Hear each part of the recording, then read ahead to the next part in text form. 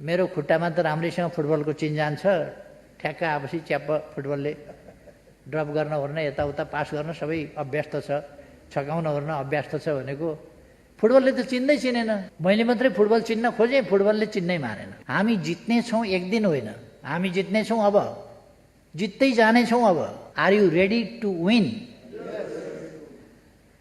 You have to win the साथ। साह्रै राम्रो पास खेलिराखेको थियो, एउटाले स्लो मोसनमा चाहिँ बिस्तारो पास फ्याँक्यो, अर्काले बिचबाटै टप्काइदियो। मैले चाहिँ अब फुटबलको आर्ट अफ फुटबलको चाहिँ वास्तवमा फादर जस्तै मान्छु पेलेलाई। पेले पहिलोपल्ट 17 वर्षको उमेरमा ओलम्पिक गेममा सहभागी भएको थियो।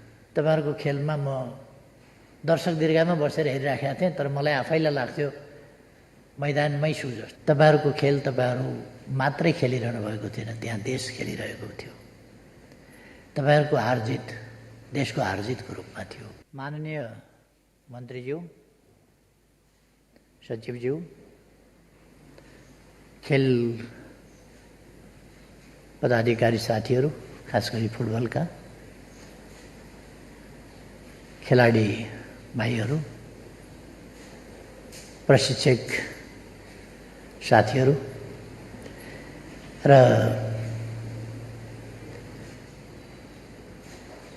खेलप्रेमी यहाँ उपस्थित, खेल पृष्ठभूमिका र पृष्ठभूमि नभए पनि खेललाई मन पराउने, माया गर्ने, खेलाडीलाई प्रोत्साहित गर्ने सम्पूर्ण साथीहरू र यस कार्यक्रममा उपस्थित हुनुभएका दुईटा चेलीहरू समेत, दुईजना हुनुहुन्छ क्यारे यहाँ जम्मा।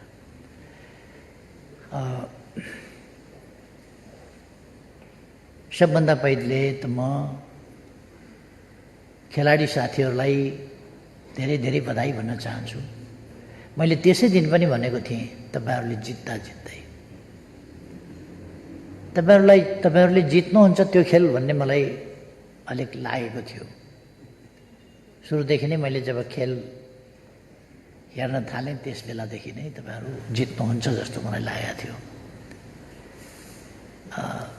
म अलिक युवा अवस्थामा मौका मिलेका बेला अलिअलि खेल्थेँ, त्यसकारण खेलको कसले जित्छ कसले हार्छ भन्ने भविष्यवाणी त गर्न सकिँदैन, तर अनुमान चाहिँ अलिकति गर्न सकिन्छ। ठ्याक्कै भविष्यवाणी चाहिँ हुँदैन, कहिले कहिले यस्तरी पासा पल्टिन्छ, तर अनुमान चाहिँ गर्न सकिन्छ र मैले त्यहाँ अनुमान गरेका थिएँ। तपाईँहरूले जित्नुभयो, नेपालले जित्यो। तपाईँहरूले खेल्नुभयो, नेपालले खेल्यो। तपाईँहरूले जित्नुभयो, नेपालले जित्यो। तपाईँहरूले सफलता प्राप्त गर्नुभयो, नेपालले सफलता पायो। तपाईँहरूले सिल्ड जित्नुभयो, नेपालले सिल्ड जित्यो। तपाईँहरूको खेल तपाईँहरू मात्रै खेलिरहनु भएको थिएन, त्यहाँ देश खेलिरहेको थियो। तपाईँहरूको हारजित देशको हारजितको रूपमा थियो। यद्यपि खेलमा जित्ने मनसाय हुन्छ, तर जित्ने मनसाय स्वस्थ ढङ्गले जित्ने मनसाय हुनुपर्छ। र हाम्रो खेलाडीहरूको खेल साधारणतया भन्ने हो भने अरूको भन्दा फियर छ कम्पेरिटिभली। म पूर्ण रूपमा फियर नै त भन्दिनँ, किन खेलमा पसिसकेपछि अलिअलि खेलाडीले जित्न पाए हुन्थ्यो भन्ने घरिघरि देखाइहाल्छ। तर पनि हाम्रो खेल चाहिँ धेरै अनुशासित, खेलका नियम र मर्यादाहरू र फ्रेन्डसिप फर्स्टको नीतिमै आधारित मैले पाएँ। त्यो खुसीको कुरा, तैपनि हामीले जित्यौँ, अर्को खुसीको कुरा। तपाईँहरूलाई धेरै धेरै बधाई छ आफ्नो टिमलाई जिताएकोमा, आफ्नो देशलाई जिताएकोमा, आफूले जितेकोमा। त्यसै कारण तपाईँहरूलाई सम्मानित गर्ने कुरा मैले सायद त्यति बेलै उद्घोष गरेको थिएँ होला।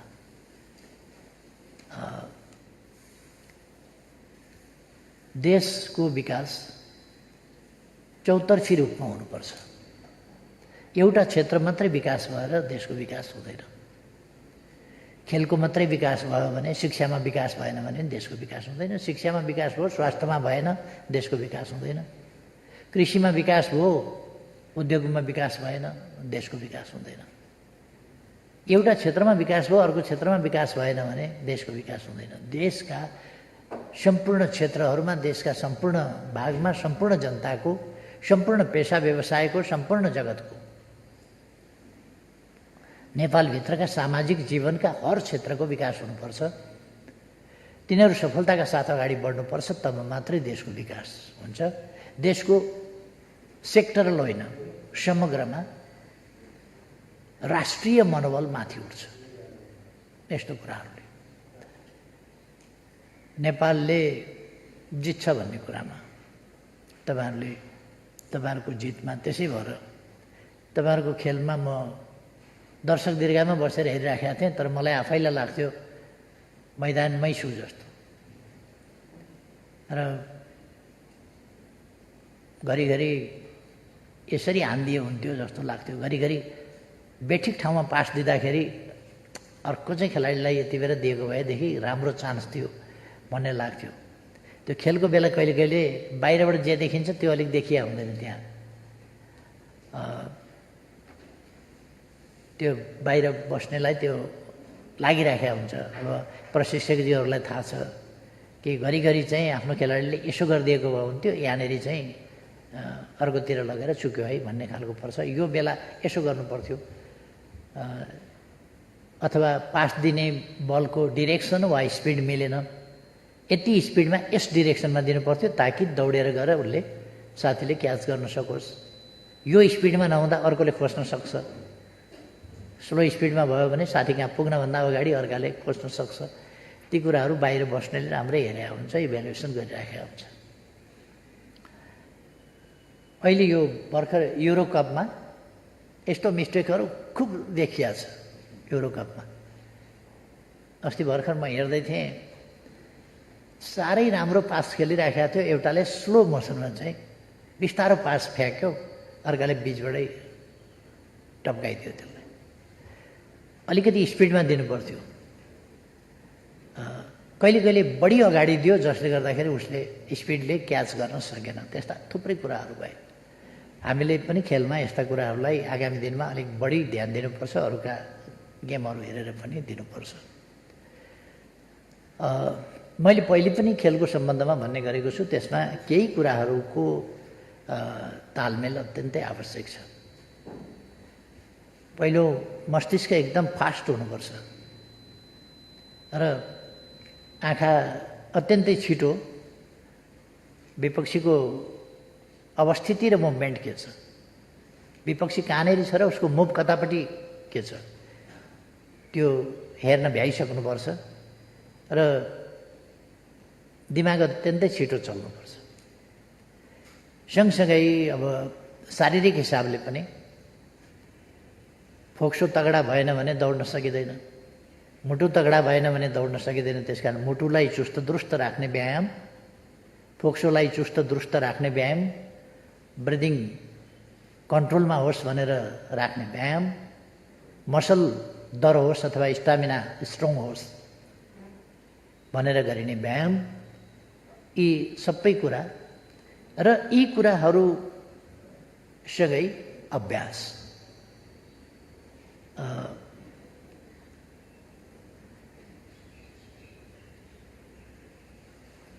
यी कुराहरूको संयोजन हामीले गर्न सक्यौँ भने, यी सबै कुराको संयोजन गर्न सक्यौँ भने हामीले जित्न नसक्ने भन्ने कुरै छैन।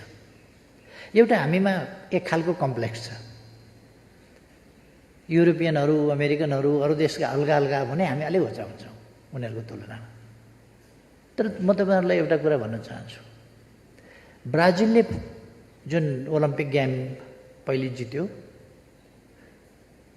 पेले पहिलोपल्ट 17 वर्षको उमेरमा ओलम्पिक गेममा सहभागी भएको थियो। पेलेको हाइट अरूको भन्दा होचो थियो र त्यही ओलम्पिक गेमले विश्वव्यापी रूपमा एकैचोटि पेलेमय बनाइदियो। विश्व फुटबललाई पेलेमय बनाइदियो। एकैचोटि ब्राजिललाई चिनायो। एकैचोटि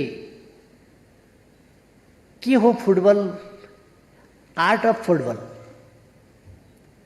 त्यसको मैले चाहिँ अब फुटबलको आर्ट अफ फुटबलको चाहिँ वास्तवमा फादर जस्तै मान्छु पेलेलाई। जसले असाधारण आर्ट, फुटबलमा आर्ट के हो र त्यो कति फुटबल चाहिँ आफू र फुटबलको सम्बन्ध कति घनिष्ठ हुनुपर्छ भन्ने कुरा त्यसले पेलेले चाहिँ नै त्यो देखाएको छ। कति घनिष्ठता हुन्छ फुटबल र एउटा राम्रो प्लेयर र फुटबलका बिचमा कस्तो घनिष्ठता हुन्छ। पेले सानै थियो, उमेर 17 वर्ष, उचाइ पनि त्यही अनुसारको, अलिक कोही कोही अलिक कम उमेरमा पनि हलक्कै बढे हुन्छ। पेले बरु पछि बढे, तर 17 वर्षमा त्यो पहिलोपल्ट ओलम्पिक खेल्दासम्म अथवा ब्राजिललाई विजयी बनाउँदासम्म, विश्वकपमा विजयी बनाउँदासम्म पेले सानै थिए र त्यो सानै मान्छे चाहिँ सबैभन्दा बढी चम्क्यो। त्यो सानैका पछाडि अरू कुद्दा हैरान हुन्थे, सानैको छकाइको सामना गर्दै अरू हैरान हुन्थे। त्यो पेले त अलिक सानै थिए। त्यसकारण हाइट मात्रै सब कुछ हो भन्ने कुरा होइन। हाइटभन्दा गेममाथिको कमान्ड मुख्य कुरा हो। कमान्ड कस्तो छ त्यसले हाइटलाई पनि कभर गर्न सकिन्छ, मेकअप हुन सक्छ त्यो। तसर्थ हामीले यी पक्षहरूलाई खेलमा तपाईँहरूले अभ्यास राम्रै गर्नुभएको छ भन्ने मलाई लाग्छ। अहिले एउटा कुरा उठ्यो, साफ चाहिँ बङ्गलादेशले आयोजना गर्ने भनेको नसक्ने हो, नेपालमा गर्ने कि भनेर क्याप्टनले भन्नुभयो। नेपालमा गरे हुन्छ कि भन्नु। म तपाईँहरूलाई सोध्न चाहन्छु, are you ready to win the SAFF?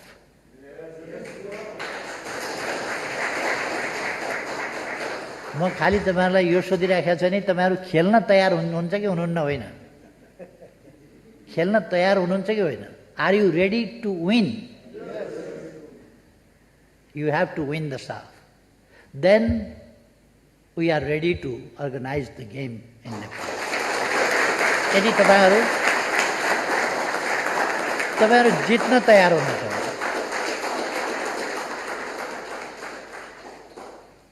coaches, are you confident that you can coach your team in that way? यदि सक्नुहुन्छ, that's okay. Organize हामी गर्न सक्छौँ।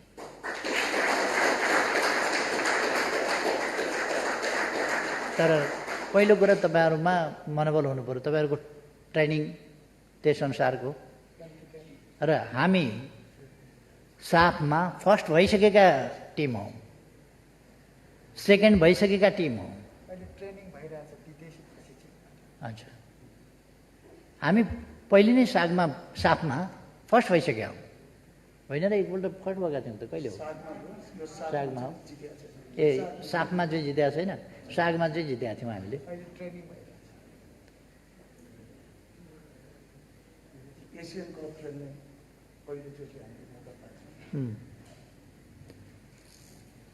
अब मैले अस्ति एउटा प्रोग्राममा भनेको थिएँ, अमेरिकन एउटा प्रसिद्ध गायक थिए बब एभेकियन भन्ने।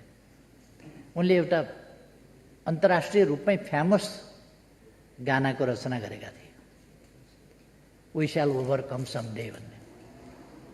अब हाम्रो कुरा भनेको वी श्याल ओभरकम समडेको कुरा होइन, हामी जित्नेछौँ एक दिन होइन, हामी जित्नेछौँ, अब जित्दै जानेछौँ। अब एक दिन जित्नेछौँ कहिले भन्ने सपना देखेर बस्ने होइन। अब सपनालाई हामी जित्नेछौँ, अब मैदानमा पसेका बेला हामी भन्नेछौँ हामी जित्नेछौँ आज। त्यसकारण वी श्याल ओभरकम समडे होइन, वी श्याल ओभरकम टुडे। जब खेलको मैदानमा हामी पस्दै हुन्छौँ, हामी भनेर पस्छौँ, खेलाडी पस्दाखेरि यसो गरेर पस्छ नि, त्यति बेला भन्छ वी श्याल ओभरकम टुडे।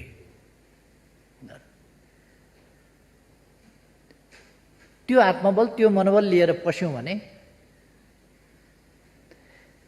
नेपालीसँग जुन स्टामिना हुन्छ, हामी त उकाली ओह्राली धनकुटाको होइन बाबु, धनकुटा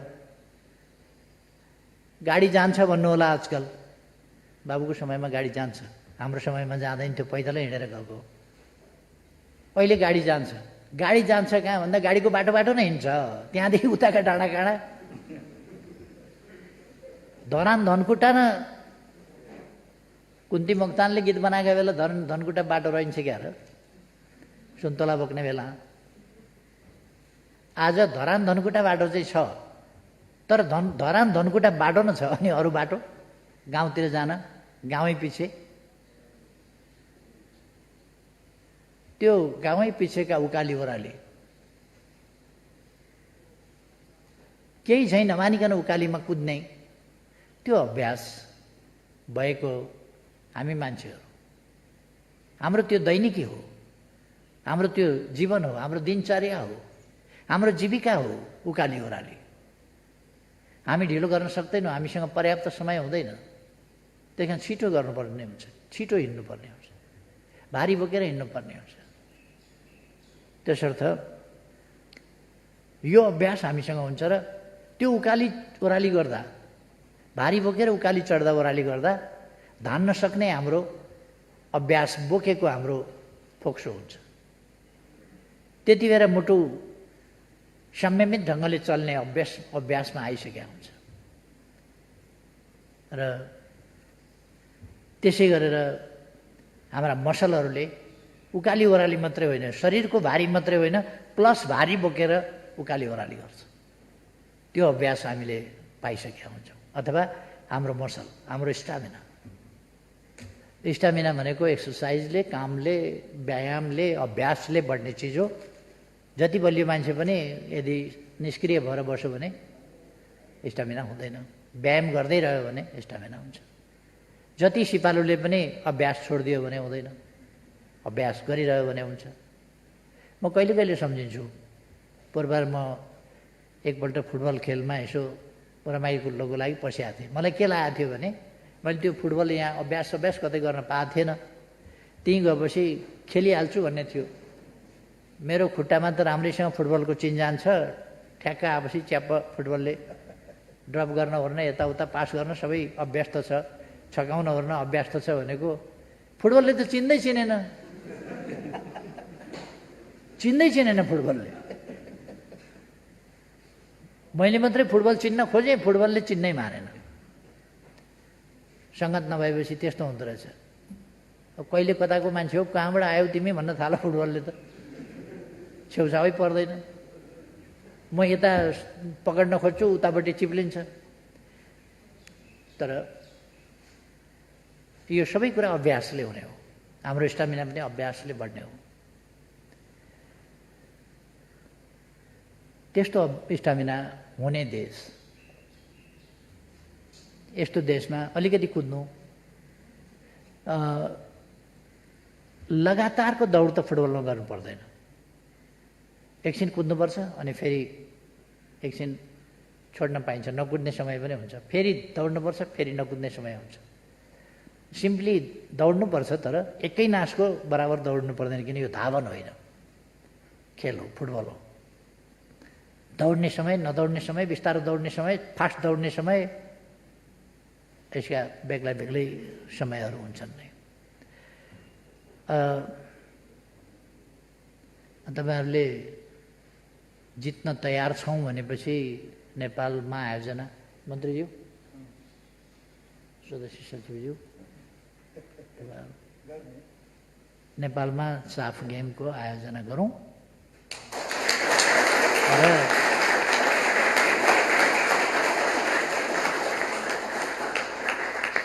नेपालको अलिअलि अब जित्ने, बिस्तारै बिस्तारै जित्ने बानी पर्न थालेको छ नि, यो बानी बढाउनुपर्छ, जित्ने बानी। र जित्ने बानी बढाउनका लागि रिसाएर झर्किएर जितिँदैन, संयमले जितिन्छ। एकदम संयमपूर्वक,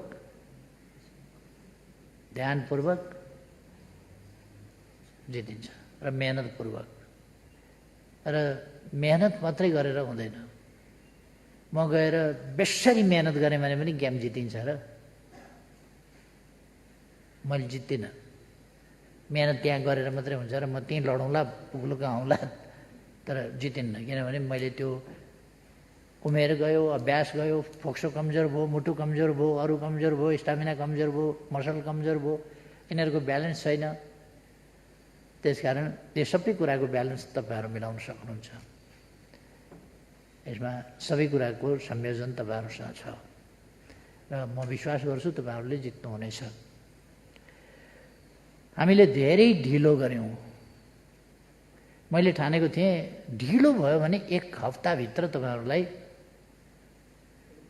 तपाईँहरूको अलिकति थकाइ मर्न नपाउँदै तपाईँहरूलाई त्यो खेलको अर्थ हुँदैखेरि तपाईँहरूलाई यो सम्मान पुरस्कार दिउँला भन्ने थियो। अब म भनिराखेँ हो कहाँबाट किन ढिलो भयो, ढिलो हुँदै हुँदै हुँदै हुँदै अब त बिर्सिनै लाग्यो होला।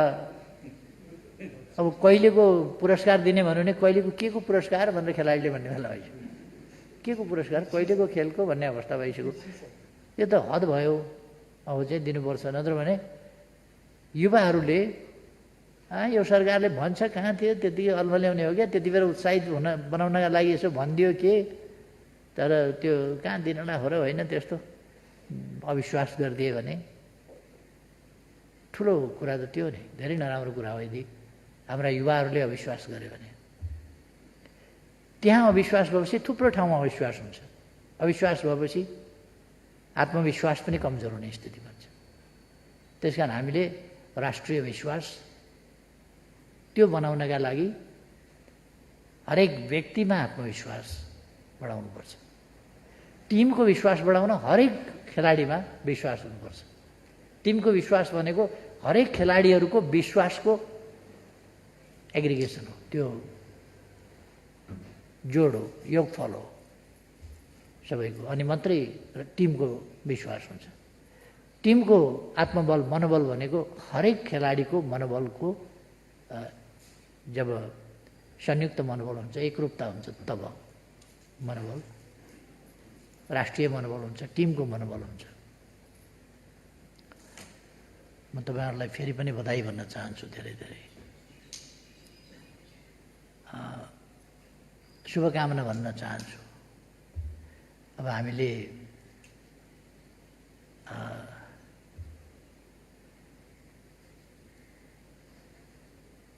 त्यति बेला चुनाव पनि पर्दैन। हामी साफ खेल्न सक्छौँ। साफ गेम खेलेर अनि दसैँ मनाउन सक्छौँ।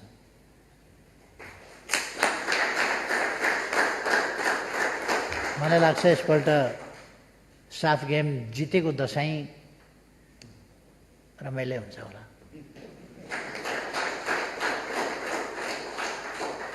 तर तपाईँहरूले कबुल चाहिँ पुरा गर्नुपर्छ है। यसपल्ट लागिहाल्नुहोस्, बेसरी लाग्नुहोस्। तपाईँले हानेको बल जुन पोइन्टमा ताक्नु भएको छ त्यही पोइन्टमा लाग्नुपर्छ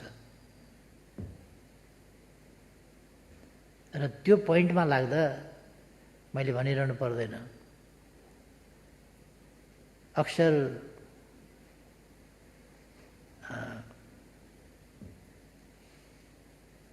त्यो गोल हान्नेहरूले चाहिँ सिधा अघि पछि पास हाने जस्तो होइन, त्यो गोल हान्नेले चाहिँ स्वाट्ट घुमाएर हानिदिया हुन्छ। त्यसो गरेपछि किपर पनि छकिन्छ। यताबाट आयो भनेको स्वाट्ट बल यतातिर कटिदिन्छ। त्यो कुराहरू तपाईँहरूलाई थाहै छ। र त्यो कसरी जान्छ बल भन्ने, त्यसको डिरेक्सन के हुन्छ भन्ने त्यो चाहिँ तपाईँहरूले अभ्यास राम्ररी गर्नुहोस्। पास दिँदाको बल, गोल पोस्टमा हान्दाको बल, त्यसमा फरक हुन्छ। त्यो हान्ने तरिकाहरू तपाईँहरूलाई थाहा छ। यी सबै अभ्यासबाट अभ्यस्त भएर रहनुहोस्। तपाईँहरू जित्नुहोस्, देशले जित्न पाउँछ। अहिले अब धेरै कुरा नभनौँ, तपाईँहरू अर्को पुरस्कार लिने तयारीमा लाग्नुहोस्। सबैलाई धेरै धेरै धन्यवाद। मन्त्रालयलाई पनि धन्यवाद, फुटबल एसोसिएसनलाई पनि धन्यवाद, खेलकुद परिषदलाई पनि धन्यवाद। सबैलाई धेरै धेरै धन्यवाद। बलियो बनाउनुपर्छ भन्ने हिसाब किताबमा हामी लागिरहेका छौँ र वर्तमान युवा तथा खेलकुद मन्त्रीज्यूको यो मन्त्रालयमा कार्यभार सुरु भइसकेपछि विगतमा रोकिएका धेरै कुराहरू हामीले अगाडि बढाइरहेका छौँ र माननीय मन्त्रीज्यूले नेपालको खेल क्षेत्र विकास हुनुपर्छ र यसमा लाग्ने खेलाडी साथीहरूको एकदम चाहिँ इज्जत मान प्रतिष्ठा बढ्नुपर्छ र इज्जत मान प्रतिष्ठा मात्रै होइन, देशको पनि गौरव बढ्नुपर्छ र देशको एउटा गहनाको रूपमा खेल क्षेत्र र खेल का खेलाडीहरू जुन हुनुहुन्छ उहाँहरूको चाहिँ सम्मान हुनुपर्छ, उहाँहरूको शिर ठाडो हुनुपर्छ भनेर विभिन्न गतिविधिहरू हामीले आगामी आर्थिक वर्षमा राखिरहेका छौँ र ती आगामी आर्थिक वर्षमा ती कुराहरू अगाडि बढ्ने कुराहरू म यहाँ राख्न चाहन्छु र यो आज वितरण हुने रकम चाहिँ यो चालु आर्थिक वर्षमा यो खेलाडी साथीहरूलाई प्रोत्साहित गर्न भनेर हामीले 1 करोड रुपियाँ विनियोजन गरेको थियौँ र त्यसमध्येमा 98 लाख आज हामीले वितरण गर्छौँ। हामी प्रमाणपत्र पनि वितरण गर्छौँ र हामी एउटा यो डमी चेक पनि सम्माननीय प्रधानमन्त्रीज्यूको बाहुलीबाट वितरण गर्ने कुराहरू भएको कुराहरू म फेरि पनि दोहोऱ्याउन चाहन्छु। अन्त्यमा यो उपस्थितिका लागि र व्यस्त समयको बावजुद पनि सम्माननीय प्रधानमन्त्रीज्यूले हामीलाई प्रोत्साहित गर्नको लागि, हाम्रो मनोबल बढाउनको लागि जुन समय छुट्याउनु भएको छ त्यसको लागि म हार्दिक आभार प्रकट गर्न चाहन्छु र आगामी दिनमा पनि सम्माननीय प्रधानमन्त्रीज्यूबाट यस्तै किसिमको माया ममता हामीमा रहनेछ भन्ने कुराहरू राख्न चाहन्छु र यो खेल जुन जित्नु भएको छ, आफ्नो जुन पौरख देखाउनु भएको छ त्यसको लागि तपाईहरूलाई फेरि पनि धन्यवाद ज्ञापन गर्न चाहन्छु र आगामी दिनमा हामी धेरै प्रतियोगिता आयोजना गर्छौँ, त्यसमा तपाईहरू सहभागी हुनुहोस् र अहिलेको भन्दा राम्रो नतिजा ल्याउनको लागि, राम्रो प्रदर्शन गर्नको लागि तपाईहरू सक्षम हुनुहोस् भन्ने हार्दिक शुभकामना प्रकट गर्न चाहन्छु र फेरि पनि सम्माननीय प्रधानमन्त्रीज्यू लगायत विशिष्ट पदाधिकारीज्यू लगायत यो विजेता खेलाडीहरू र प्रशिक्षकज्यूहरू र खेल पदाधिकारीज्यूहरूका साथसाथै सम्पूर्ण पत्रकार साथीहरूलाई फेरि पनि हार्दिक स्वागत गर्न चाहन्छु र मेरो भनाइ अन्त्य गर्न चाहन्छु। धन्यवाद, नमस्कार। धन्यवाद श्रीमान सचिवज्यू। अब यसपछि पुरस्कृत खेलाडी तथा प्रशिक्षकज्यूहरूलाई पुरस्कार प्रदान गर्ने तथा सम्मान गर्ने कार्यक्रम रहेको छ। कार्यक्रमका प्रमुख अतिथि सम्माननीय प्रधानमन्त्रीज्यूलाई सम्मान पत्र सहित नगद पुरस्कार जुन डमी चेकको रूपमा हामीले यहाँ ल्याएका छौँ प्रदान गरी सम्मान गरिदिनु हुन हार्दिक अनुरोध गर्दछु। साथै खादा पहिराई सम्मान गरिदिनु हुन माननीय मन्त्रीज्यूलाई र टीका लगाई सम्मान गरिदिनु हुन श्रीमान सचिवज्यूलाई हार्दिक अनुरोध गर्दछु। अब म सम्मान पत्रमा उल्लेख भएको विवरण पढेर सुनाउन चाहन्छु। नेपाल सरकार, युवा तथा खेलकुद मन्त्रालय, सिंहदरबार, काठमाडौँ, नेपाल, अखिल नेपाल फुटबल सङ्घ एन्फाद्वारा विक्रमसम्म 2077 साल चैत्र 10 गतेदेखि 16 गतेसम्म दशरथ रङ्गशाला त्रिपुरेश्वर काठमाडौँमा आयोजना गरिएको नेपाल, किर्गिजिस्तान र बङ्गलादेश बीचको त्रिदेशीय फुटबल प्रतियोगितामा टिम क्याप्टेनको रूपमा सहभागी भई नेपालको राष्ट्रिय फुटबल टिमलाई प्रथम स्थान हासिल गराउन सफल तपाईँ श्री किरण कुमार लिम्बू चेम्जोङको योगदानलाई उच्च कदर गर्दै नगद रु 4 लाख अक्षरपी 4 लाख सहित यो सम्मान पत्र प्रदान गरिएको छ। केदार नेउपाने सचिव, युवा तथा खेलकुद मन्त्रालय, कृष्ण गोपाल श्रेष्ठ माननीय मन्त्री, युवा तथा खेलकुद मन्त्रालय, केपी शर्मा ओली सम्माननीय प्रधानमन्त्री तथा मन्त्री परिषदको कार्यालय, मिति 2078 3/27 गते। यसै गरी अरू प्रमाणपत्रहरू पनि रहेका छन्। सम्मानित हुनुहुने सम्बन्धित महानुभाव अगाडि आएर आफ्नो पुरस्कार र सम्मान ग्रहण गर्नुहुनेछ। मैले क्रमशः नाम बोलाउनेछु खेलाडी तथा प्रशिक्षकज्यूहरूको। हामी खेलाडीहरूबाट सुरु गर्नेछौँ। सर्वप्रथम किरण कुमार लिम्बू चेम्जोङ, क्याप्टेन, धनकुटा।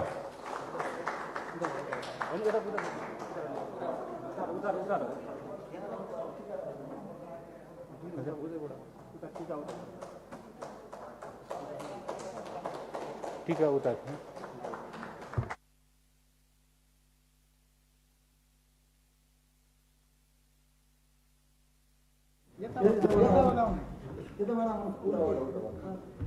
ठीक छ ठीक छ ठीक छ यहाँ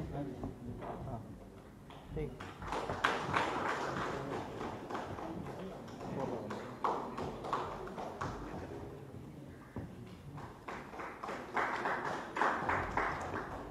यो पहिले यो दियो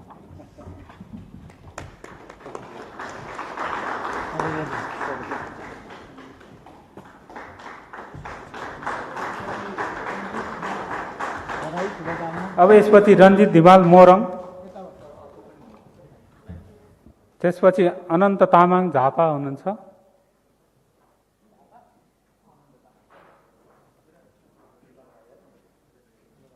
त्यसपछि दिनेश राजवंशी मोरङ,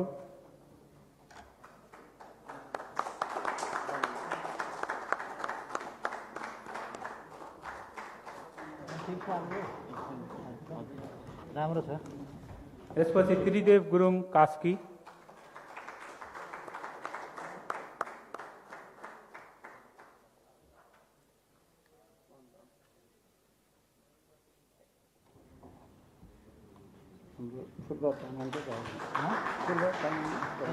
यसपछि सन्जोग राई सुनसरी,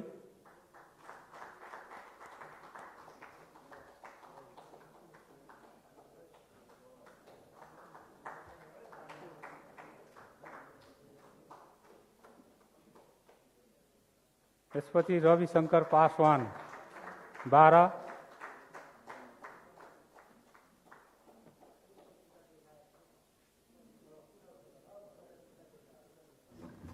तेज तामाङ काभ्रे प्लान्चोक,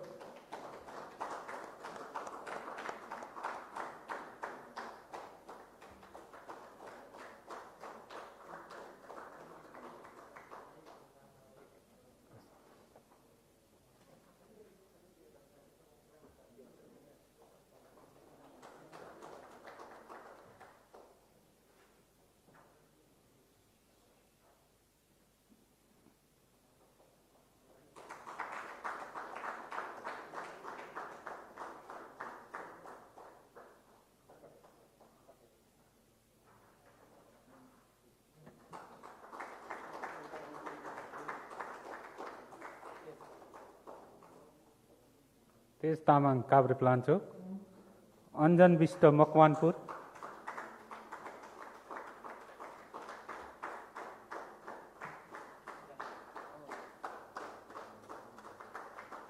अभिषेक रिजाल नुवाकोट,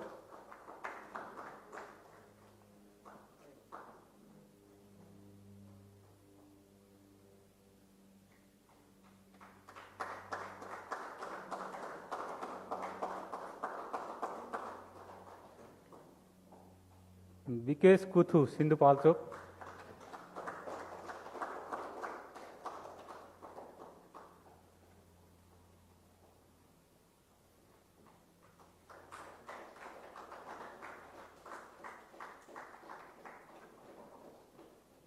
निशान खड्का झापा,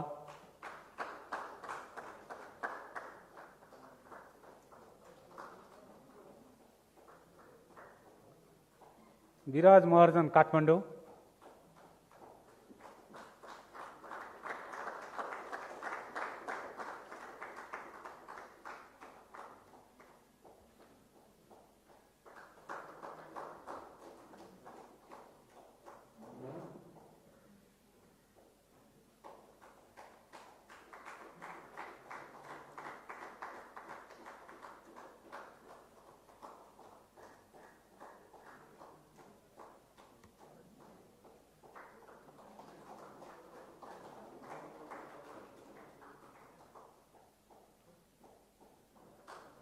सुजल श्रेष्ठ धनकुटा,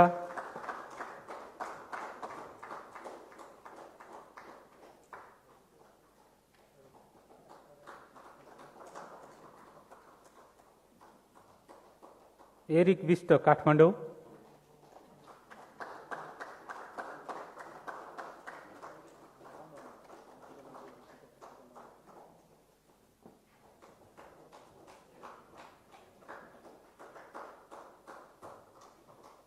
विशाल राई झापा,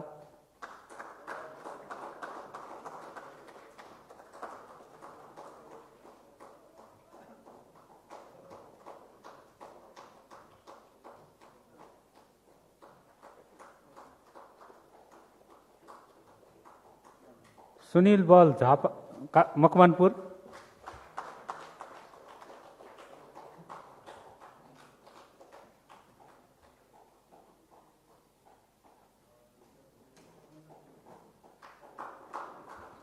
दर्शन गुरुङ इलाम,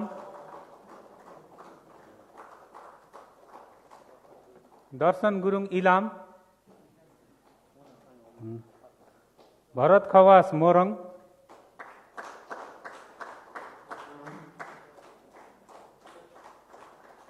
दीप कार्की दोलखा,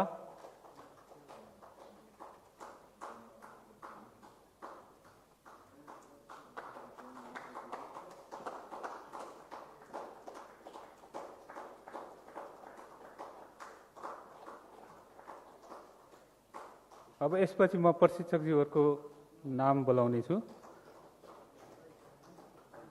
बालगोपाल महर्जन, प्रमुख प्रशिक्षक, काठमाडौँ।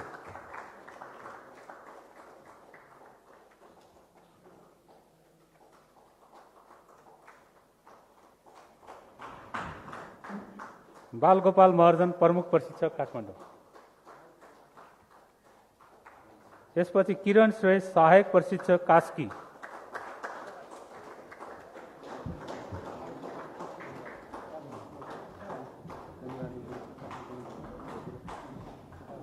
यसपछि विकास मल्ल, गोल किपिङ प्रशिक्षक, काठमाडौँ।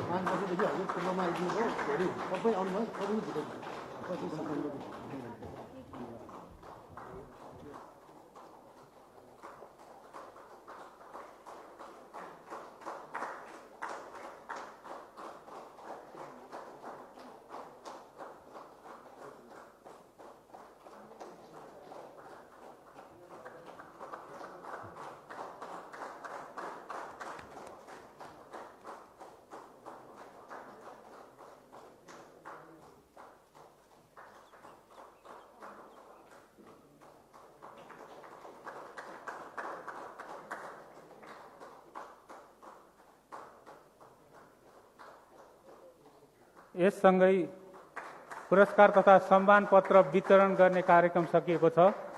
सम्माननीय प्रधानमन्त्रीज्यूमा हार्दिक आभार व्यक्त गर्न चाहन्छु। यसै गरी माननीय मन्त्रीज्यूलाई र श्रीमान सचिवलाई पनि हार्दिक धन्यवाद दिन चाहन्छु। अब यस पश्चात मन्तव्यको छोटो कार्यक्रम रहेको छ।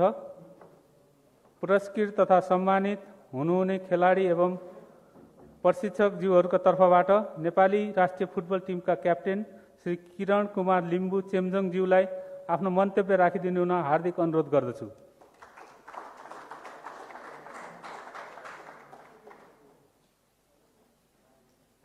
धन्यवाद। यस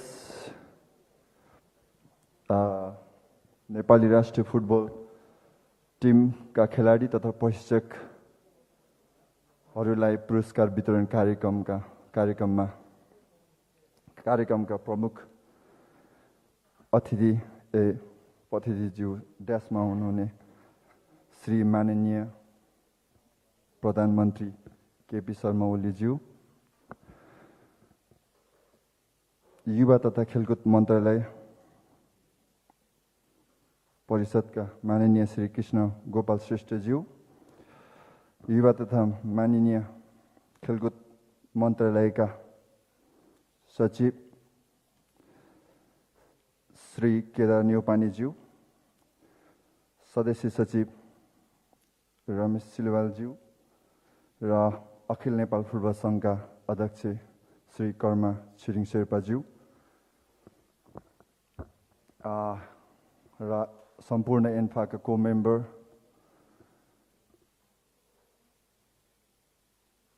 यस कार्यक्रममा पाल्नुभएका सम्पूर्ण पत्रकार बन्धुज्यूहरू र लास्टमा मेरा वरियर्स, मेरा लडाकु, माई टिममेट्स सम्पूर्णलाई as a captain on behalf of national team स्वागत गर्न चाहन्छु।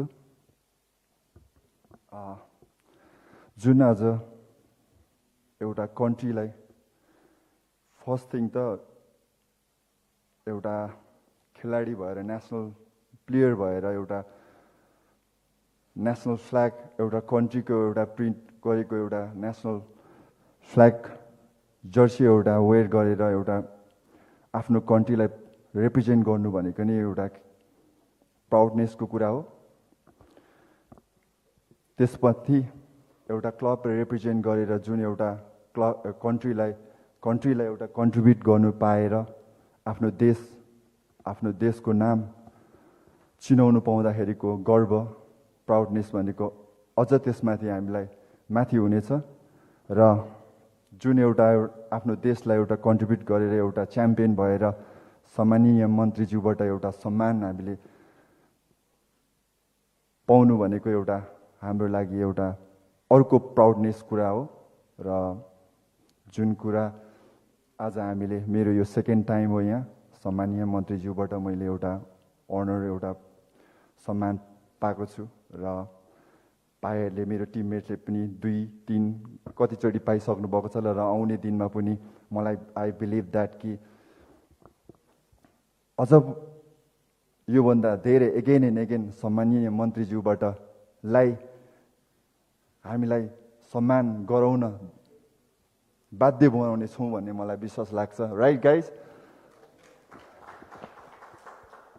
अनि अर्को कुरा एउटा म यही विषयमा फेरि म जोड्न चाहन्छु। जुन अहिले हामी चाहिँ 13औं साफ च्याम्पियनसिपको लागि क्लोज क्याम्पमा छौँ, तर स्टिल 13औं साफ च्याम्पियनसिप चाहिँ बङ्गलादेशले होस्ट गर्नुपर्ने स्थितिमा विगत लास्ट इयर पनि एउटा कोभिडले गर्दाखेरि पोस्टपोन भएर यो इयर गराउने भन्नुभएको थियो। यो इयरमा पनि जुन यो 13औं साफ च्याम्पियनसिप चाहिँ स्टिल अननोन नै छ because of corona this pandemic र उहाँले होस्ट गर्नु नसकेको अवस्थामा यो कम्पिटिसन यो टुर्नामेन्ट चाहिँ आइदर श्रीलङ्का आइदर नेपालको पक्षमा जानेछ। तर यो कम्पिटिसनलाई ल्याउनका लागि हामीले चाहिँ we have to pay I think $10 lakh US। So एन्फालाई मात्रै यो कस्ट एकदमै सुपर हार्ड हुनेछ र आई हर्ड द्याट कि एन्फाले यो कुरालाई हाम्रो अखिल नेपाल फुटबल सङ्घले यो कुरालाई अगाडि प्रोसेस गरिसक्नु भएको छ भन्ने मैले सुन्न आएको छु र निकै नै राम्रो कुरा हो कि यो एउटा साफ च्याम्पियनसिप हामीले 13औं साफ च्याम्पियनसिप आफ्नो कन्ट्रीमा फेरि हामीले होस्ट गर्न सकेर फेरि हामी च्याम्पियन बन्छौँ भन्ने मलाई विश्वास छ र सम्माननीय मन्त्रीज्यूलाई पनि फेरि हामीलाई सम्मान गराउँछौँ भन्ने मलाई लाग्दछ र यो विषयमा पनि सम्माननीय मन्त्रीज्यू जुन तपाईँले हामीलाई एउटा खेलकुदमा हजुर अभिभावक जस्तै बसेर तपाईँले जहिले पनि हामीलाई एउटा प्रोत्साहन गरिराख्नु भएको छ र यो कुरालाई पनि हजुरले मध्यनजर राखेर हामीले यो टुर्नामेन्टलाई नेपालमा हामीले होस्ट गर्न सक्यौँ भने एउटा र नेपालमा होस्ट गरेर हामी च्याम्पियन भयो भने यो हाम्रो लागि एउटा अर्को हिस्ट्री हुनेछ नेपालको खेलकुद विकासमा। सो यति भन्दै फेरि पनि on behalf of Nepali national football team धेरै धेरै धन्यवाद दिन चाहन्छु। जुन चाहिँ हजुरहरूले हामीलाई सम्मान गर्नुभएको छ र प्लेयरहरूलाई एउटा प्रोत्साहन गर्नुभएको छ बारम्बार कि एउटा कन्ट्रीको लागि कन्ट्रिब्युट गरोस् भनेर र आउने दिनमा पनि definitely it won't stop again हामी हाम्रो कन्ट्रीको लागि will try our best and we are dying for our countries no matter what. And once again धेरै धेरै धन्यवाद र मेरो छोटो मन्तव्य यहीँ टुङ्ग्याउन चाहन्छु। जय चन्द्र सूर्य, जय नेपाल।